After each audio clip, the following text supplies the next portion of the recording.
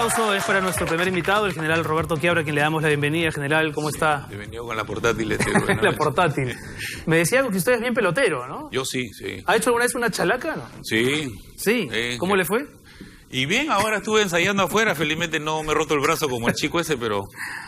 Comandante general del Ejército en el 2003, ministro de Defensa 2004-2005. Así es, sí. Vamos a hablar en un rato del nuevo ministro de Defensa, pero yo quería preguntarle algo sobre otro tema, iniciando la conversación. Hoy se cumplen 35 años de la matanza de Lucanamarca, perpetrada por Sendero Luminoso, mueren 69 campesinos. Por ese tema es que son luego sentenciados, y por otros también, pero principalmente por ese Aymael Guzmán y Elena Iparraguirre. Curiosamente, se recuerda hoy, y hace un par de días, un congresista del Frente Amplio, Rogelio Tucto, promovía la idea de indultar a Aymael. ¿Cómo toma usted ambos temas? Mira, lo que nos está sucediendo a nuestro país el día de hoy es consecuencia de lo que no hicimos en el 2000. En el 2000 se debió haber realizado dos procesos, el de la guerra a la paz y el de la reforma del Estado. Si todos fueron, las instituciones fueron perdiendo independencia a partir del 92, tú llegabas al 2000 y tenías que reestructurarte, ¿cierto? Y después este proceso de la guerra a la paz, mira lo que está sucediendo en Colombia, que es una vergüenza que felizmente los peruanos no lo estamos pasando, que el principal asesino de la FARC es candidato a la presidencia que ha retirado porque está enfermo del corazón. Nosotros no hemos llegado. ¿Qué sucede? A veces no debe preocuparnos tanto lo que ha pasado, sino el presente. Y a mí me da pena cuando yo veo a esos chicos con su mano levantada y repitiendo un tontonete del filósofo Guzmán sin conocer lo que ha sucedido. Pero que tú tengas un congresista... Exacto. Que tú tengas un congresista que se supone que es una persona que tiene que tener conocimiento de nuestra historia reciente. Es por eso que tenemos nosotros un mausoleo en la nariz de todos los peruanos, que es una vergüenza. Es un mausoleo que nadie lo autorizó, o sea, cayó del cielo o del infierno, ¿no? Entonces, si tú ves un mausoleo donde todas las autoridades, el alcalde, el fiscal, el ministro de Justicia, todos dicen, hay que demolerlo. Hay que... Y nadie toma una iniciativa para que ocurra algo concreto, ¿no? Ese mismo ritmo de tortuga fue el que hubo entre el 80 y el 83. Cuando el 80 queman las ánforas y se demoran 3 años en que salga el ejército. 3 años cuando ya la escalada de los atentados subversivos, nosotros salimos cuando los atentados estaban aquí. Ahí es como entrar a un partido faltando 15 minutos y estás perdiendo 4-0, ¿no? Y quieren que voltees el partido, sin nada.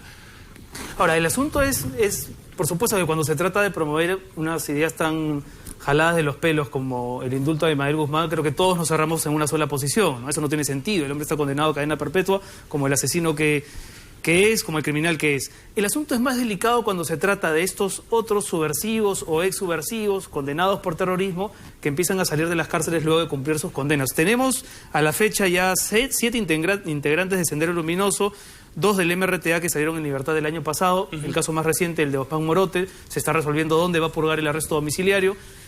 Pero ahí sí creo que hay posiciones más discutibles. Es decir, si ya cumplieron su sentencia, una condena dada por la justicia peruana en la que todos deberíamos creer, ¿qué posición debe tener la ciudadanía frente a ellos, general? Mira, vuelvo al 2000. Si en el 2000 hubiéramos hecho ese proceso de la guerra a la paz, los que les tocaba gobernar al país, más todas las organizaciones políticas, hubieran dicho, ¿qué vamos a hacer con los arrepentidos, con los retornantes, con los que van a cumplir su condena? Entonces hoy día no estaríamos viendo que uno dice A, otro dice B, uno dice que eternamente deben seguir castigando. No, la justicia les impuso 25 años que de repente por los fines de los 90 nadie iba a pensar que iba a terminar. Ya la cumplieron. ¿Usted está de acuerdo, digamos, con que se reinserten en la sociedad? Mira, porque si no es así, entonces la justicia tendría que les hubiera puesto como fue inicialmente cadena perpetua, especialmente a los cabecillas. Morote no es un combatiente de tercera.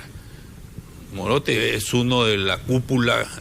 O sea, para usted Morote debió tener cadena perpetua en su momento. Debió tener cadena perpetua. Entonces, pero ya la justicia determinó, yo no lo puedo cuestionar a la justicia, no puede decir, oye, aumenta. No, ahora están viendo lo del arresto domiciliario porque tiene un juicio pendiente por el atentado en Tarata. Seguramente que le van a aplicar una condena y va a regresar de su casa a la cárcel.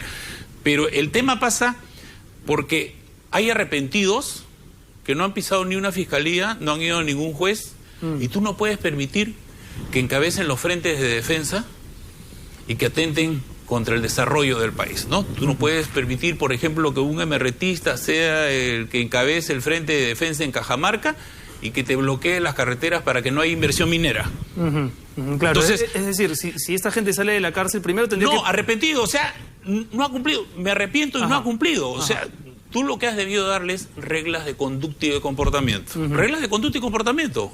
Por ejemplo, no participar en ningún tipo de movimiento político. Haz tu vida, pero no me bloquees una carretera o no estés generando las condiciones que me afecten económicamente a todo un departamento como Cajamarca, que se ha vuelto pobre. En el caso puntual de Morote, ¿qué opina de eso, de su salida, de su posible libertad? Lo pregunto porque ya en los casos de Lori Berenson, de Marisa Garrido Leca, se generó una tensión, digamos, en los puntos donde ellas fueron. Era como no saber cómo reaccionar, ¿no? ¿Qué hacemos con estas personas que le han hecho daño al Estado, que provocaron muertes y que ahora sí cumplieron la sentencia, pero es una convivencia muy difícil, ¿no? Es que ¿sabe qué pasa? Que tenemos una memoria muy frágil. Mira, Europa está viviendo o sufriendo lo que nosotros sufrimos durante 20 años. Lo que está pasando ahorita en Ecuador, en Esmeraldas, en la frontera con Colombia. Han secuestrado 3 periodistas hace una semana, que son los disidentes de la FARC, aquellos que no han entrado a este proceso de paz. Entonces, nosotros ya hemos pasado por eso. La pregunta es que nos hemos olvidado de todo, no hemos aprendido nada. Lo que sucede es de que a nuestros chicos, los padres, los hermanos mayores, no les han explicado lo que ellos han vivido y han sufrido.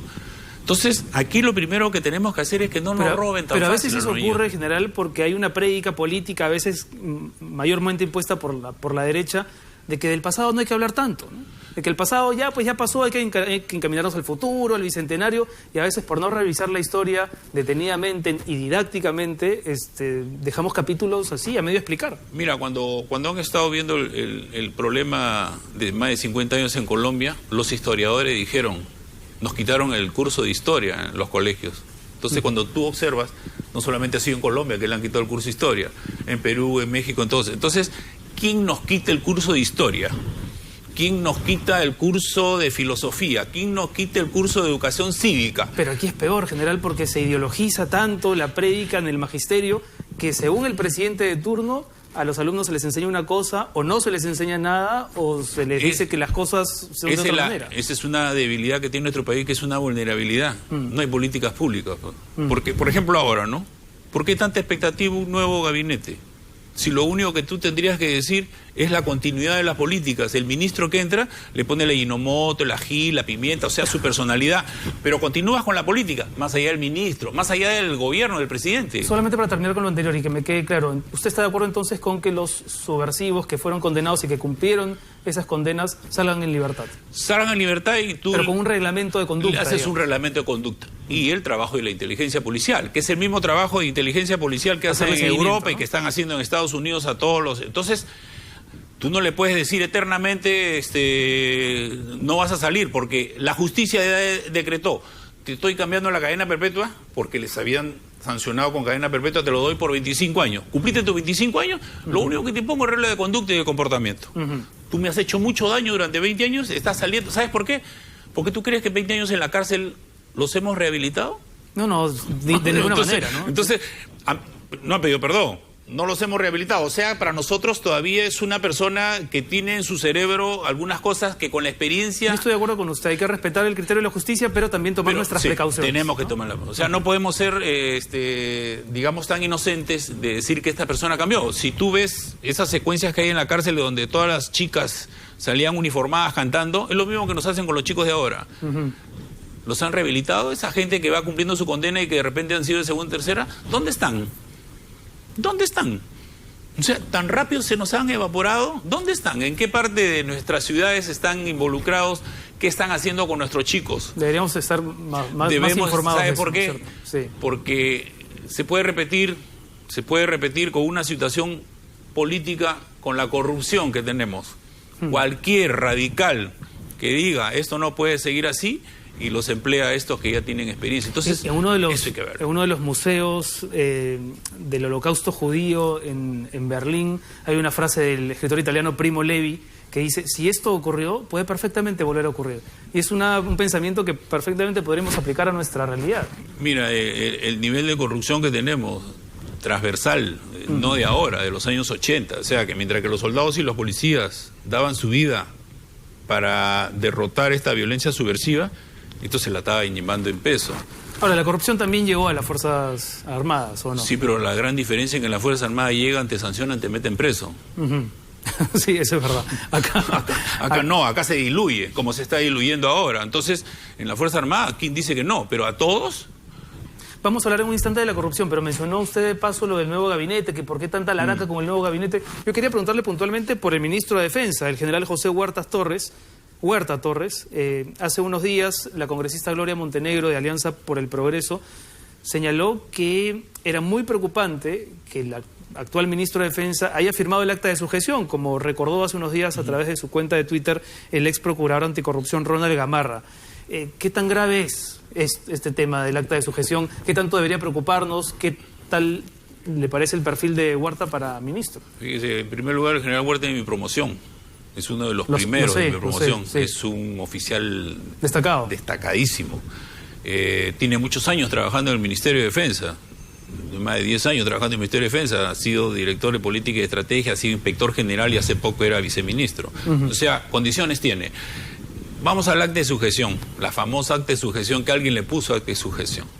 Y que hay que recordar para los televidentes que son más jóvenes que se trató de un documento que se le pidió a los oficiales de distinta gradación, desde altos oficiales hasta los de coroneles y generales, de que firmaran un compromiso por el cual se respetaba lo del 5 de abril, el autogolpe. Digamos, apoyo al autogolpe y la ley de amnistía. Y proteger un poco la inmunidad, digamos, de los militares que podrían verse involucrados en casos como La Cantuta, Barrios Altos. Mira. Carlos Tubino también firmó el acta de sujeción. Hay varios que han firmado, pero hay que ver, hay que mirarlo de otra óptica. Yo lo quiero mirar de otra óptica, de la óptica de adentro hacia afuera, o sea, la óptica de la institución. Yo le cuento la percepción que creo que existe desde fuera, sí. ¿No? Es cómo es posible que algunos buenos militares hayan sido incapaces en ese momento de levantar su voz de protesta y decir yo no firmo ese documento. Yo sé que no es tan fácil. Te lo resumo en una palabra que a veces no se puede explicar para los civiles que no hacen la carrera militar. Disciplina militar. La disciplina militar. Ojo, te lo digo. Ojo, que hablamos ya del 99. Ya se sabían varios de los casos que había denunciado la prensa. Estamos en el año 99. Ya se sabía todo. Estamos en el año 99. Todavía no han salido los Vladivideos. Todavía no. Estábamos a un año del primer Vladivideo. No, el mismo año creo que fue. Bueno, la figura era la siguiente. El cuestionamiento no es tanto al contenido del acta, sino a la forma cómo se hizo la reunión y cómo se obligó a que los oficiales firmen. Cuando tú eres un oficial subalterno y te convoca tu comandante general y tu ministro, porque estaban los comandantes generales, los 3 institutos, jefe de comando conjunto, ministro de Defensa e Interior, tú acudes. ¿Por qué? Porque la disciplina militar se materializa en el respeto y en la confianza en el superior. Pero la presencia de Vladimiro Montesinos ¿no distorsionaba ese sentido de disciplina? Lo venía distorsionando desde que entró el presidente Fujimori, que abdicó de sus funciones y le regaló a las Fuerzas Armadas, le regaló después a la justicia, después le regaló a los diarios y después le regaló a los congresistas y le regaló todo el país, ¿no? Mientras que él trabajaba, el otro hacía todo el trabajo. Entonces, estamos en este ambiente. Todos los oficiales generales y coroneles que lo citan, ¿quién? Sus comandantes generales, no el asesor. Tú vas porque te cita tu comandante general. Entonces, acá lo que yo digo es lo siguiente. Primero, que el contenido de esa acta, ¿quién la cumplió? Nadie. ¿Alguien la cumplió? En alguna época de que se firmó hasta ahora, alguien ha dicho, no, ha reivindicado la ley de amnistía o están libres, todos esos. No, entonces, tú tienes acá que cuando el superior... Más que por las consecuencias, lo que creo que se critica es el gesto mismo de haberse, digamos, de haber abdicado un poco ante la figura de Montesinos, ¿no? Con todo lo que ya se sabe. Abdicaron toda la cúpula militar, porque nosotros somos alto mando. Cúpula militar es cuando pierdes la condición de alto mando. Alto mando son los de ahora, ¿no? Comandante general. Pero usted no firmó, por ejemplo. Yo estaba afuera. A mí me sacaron el año anterior. O sea, usted felizmente no firmó. No se sabe por qué te sacan, ¿no? Porque ¿a quién sacaban? Pero hubiese tenido que firmar. Eso ahora de que hubiera... pero ¿a quiénes sacaban? ¿A quiénes sacaban y pasaban a retiro por renovación en esa época? A los brigadieres generales, a los números 1 y a los peligrosos y a los que no les gustaban, ¿no? Entonces, por ahí estamos. Entonces, yo te digo que aquí lo que hubo fue un abuso de autoridad y una deslealtad con la institución que la cometió esa cúpula militar, que fue sancionada penalmente por la justicia civil. A todos ellos los sancionaron, los enjuiciaron, los sancionaron por abuso de autoridad, y las instituciones los sancionaron por algo que es permanente, los sancionaron moralmente, retirando de todas las galerías de comando su fotografía. Esos señores, que eso en los códigos militares es todavía esos bastante señores más duro. No han pasado, o sea, la sanción de 20 años, 15 años, 8 años que le hayan dado ya terminó. Ahora, pero la sanción moral sigue permanente. Pero había la posibilidad de, sabiendo que quizá te deparara el retiro, ¿no?, decir yo no firmo. ¿Había esa posibilidad? Habría que ver si dentro del conjunto de oficiales, si se levantaba uno, cuál hubiera sido la reacción de la masa. Tú sabes que a veces uno jala masa. Habría que ponernos en el papel, que es algo que ha pasado más de 20 años. Pero yo creo que, como te digo, más que cuestionar el contenido exacta de su gestión, que nunca ningún oficial de ninguno de los siguientes años la cumplió, lo que hay que cuestionar y sancionar, que sí fue sancionado, es el abuso de autoridad, porque eso fue un abuso a la dignidad de los oficiales, hacerlos ir con su sello y filmarlos individualmente. Yo creo que desde entonces las Fuerzas Armadas quedaron muy golpeadas en términos de imagen, en términos de cuadros. Mira, el año 2000, la reforma del Estado, la única institución en el Perú que se reestructuró fue la Fuerza Armada. Recuerda que en el año 2000 nosotros nos pusieron contra la pared. Éramos los responsables del autogolpe y éramos responsables de toda la violación de derechos humanos. Nos pusieron contra la pared. No solamente congelaron los sueldos y pensiones que ya venían congeladas, no solamente nos recortaron el presupuesto de emergencia, por eso que nos cambiaron el servicio militar de obligatorio voluntario de la noche a la mañana, es decir, hoy día teníamos 500 soldados, mañana teníamos 50. No solamente se olvidaron eternamente de la propina y el razonamiento de la tropa, sino que nos bajaron la capacidad operacional, o sea, castigaron a la Fuerza Armada como si no estuvieran castigando al Estado. Pero si tú ves de esa época hasta ahora, todas las encuestas de opinión, cuando le preguntan a la gente en qué institución tú más confías o cuál es la institución menos corrupta, y mírala, después de la Iglesia Católica están las Fuerzas Armadas. Porque seguimos siendo lo que primero llegamos y los últimos no vamos. El fenómeno del niño costero es uno más y no es el único. Le pido una respuesta rápida. ¿Debería la Fuerza Armada encargarse de